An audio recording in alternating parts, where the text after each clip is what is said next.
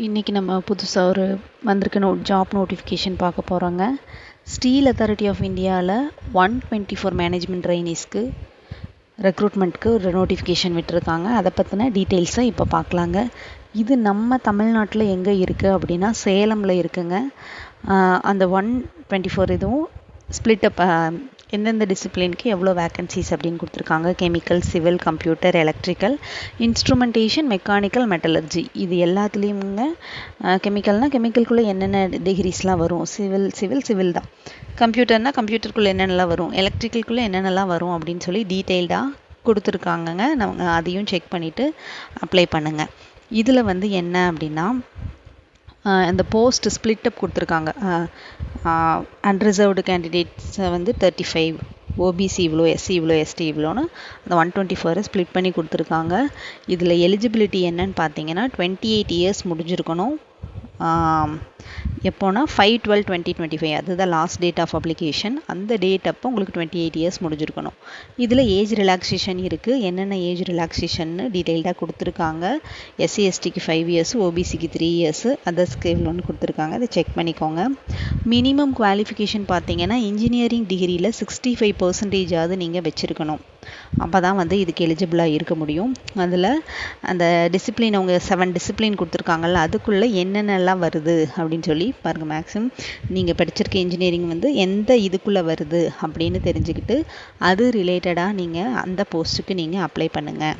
அதுக்கு தான் நீங்கள் எலிஜிபிளாக இருப்பீங்க. ஓகேங்களா? அது என்னென்னு நோட்டிஃபிகேஷன் பார்த்து தெரிஞ்சுக்கோங்க. நெக்ஸ்ட்டு பார்த்தீங்கன்னா ரிலாக்ஸேஷன் பொறுத்த வரைக்கும் எஸ்சி எஸ்டிபி பர்சன் வித் டிசபிலிட்டியாக இருந்ததுன்னா 55% மார்க் வச்சுருந்தா போதும் அப்படின்னு சொல்கிறாங்க. அதுக்கப்புறம் நம்ம ஓபிசி கேண்டிடேட்டை பொறுத்த வரைக்கும் என்னென்னா நான் கிரீமி லேயருங்கிற அந்த ஓபிசி சர்டிஃபிகேட்டை வந்து ஆன் ஆர் ஆஃப்டர் 1/4/2025 அதாவது இந்த 2025 ஏப்ரல்லேருந்து அதுக்கப்புறம் நீங்கள் எடுத்துருக்கணும் அப்படின்னு சொல்கிறாங்க. மெடிக்கல் ஸ்டாண்டர்ட் பொறுத்த வரைக்கும் என்ன கொடுத்துருக்காங்கன்னா மினிமம் 45 kgs இருக்கணும். ஹைட் வந்து 155 இருக்கணும். செலெக்ஷன் ப்ராசஸ் வந்து ஆன்லைன் எக்ஸாம் தான். Computer based exam February next year ஜனவரி ஆர் பிப்ரவரியில் நடக்கும். எங்கெங்கெல்லாம் நடக்குது அப்படின்னு சொல்லி எக்ஸாம் சென்டர் கொடுத்துருக்காங்க. தமிழ்நாட்டை பொறுத்த வரைக்கும் பார்த்தீங்கன்னா சென்னை மட்டும்தான் இருக்குது. சென்னை, சேலம் இருக்குது.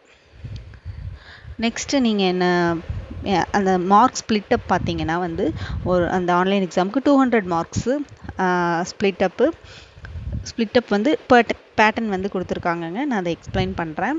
நெக்ஸ்ட்டு வந்து இந்த குரூப் டிஸ்கஷன் இருக்குது, இன்டர்வியூ இருக்குது. அதுக்கு ஷார்ட் லிஸ்ட் பண்ணக்கூடிய என்ன ரேஷியோவில் ஷார்ட் லிஸ்ட் பண்ணுறாங்க அப்படிங்கிற விஷயத்தையும் நமக்கு சொல்லியிருக்காங்க. சரிங்களா?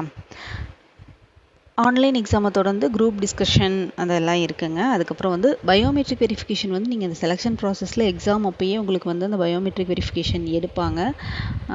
அதெல்லாம் வந்து மேண்டேட்ரிங்க, கண்டிப்பாக எடுப்பாங்க. நெக்ஸ்ட்டு வந்து training and probation after selection வந்து உங்களுக்கு 1 இயர் ட்ரைனிங் இருக்கும். அந்த 1 இயர் சக்ஸஸ்ஃபுல் ட்ரைனிங் முடிச்சதுக்கப்புறம் தான் நீங்கள் வந்து பிளேஸ் ஆக முடியும். அதை மைண்டில் வச்சுக்கோங்க. சேலரி பொறுத்த வரைக்குங்க பேசிக் பே 50,000 பெர் மந்த்னு கொடுத்துருக்காங்க. ட்ரைனிங் பீரியடில் 50,000 to 1,60,000 வரைக்கும் கிடைக்கும். பிளேஸ் ஆகிட்டீங்க, அந்த 1 இயர் ட்ரைனிங் கம்ப்ளீட் பண்ணிட்டீங்க அப்படின்னா 60,000லேருந்து 1,80,000 வரைக்கும் உங்களுக்கு சேலரி கிடைக்குங்க. ஒரு நல்ல சேலரிங்க. இந்த எக்ஸாமுக்கு ப்ரிப்பேர் பண்ணிவிட்டு எழுதுங்க, கண்டிப்பாக பிளேஸ் ஆகுவீங்க. சூப்பரான சேலரி.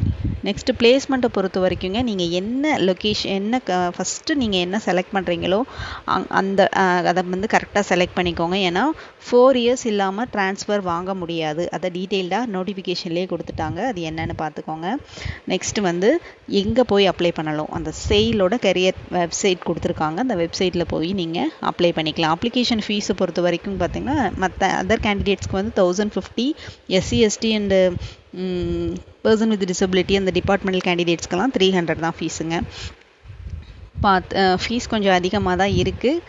யோசித்து அப்ளை பண்ணுங்கள். கண்டிப்பாக இது ஒரு நல்ல சேலரி பேக்கேஜ் இருக்குது. நல்லா ப்ரிப்பேர் பண்ணிட்டு கண்டினியூஸாக காம்படிட்டிவ் எக்ஸாம் ப்ரிப்பேர் பண்ணிகிட்டு இருக்கவங்க இதை அழகாக நீங்கள் இதை அப்ளை பண்ணலாம்.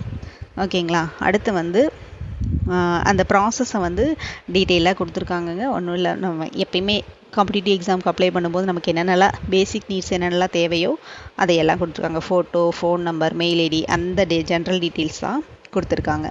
இந்த எக்ஸாமுக்கு லாஸ்ட் டேட் வந்து ஆக்சுவலாக இந்த எக்ஸாமுக்கு வந்து இன்னும் அப்ளிகேஷன் இன்னும் ஸ்டார்ட் ஆகலை. நமக்கு எப்போ ஸ்டார்ட் ஆக போகுது அப்படின்னா இப்போ இந்த நவம்பர் 15th ஸ்டார்ட் ஆகி டிசம்பர் 5th வரைக்கும் நம்ம அப்ளை பண்ணலாங்க. அப்ளை பண்ணி இந்த எக்ஸாமை கிளியர் பண்ணுங்கள். நல்ல ஒரு சேலரி பேக்கேஜ் இருக்குது. All the best.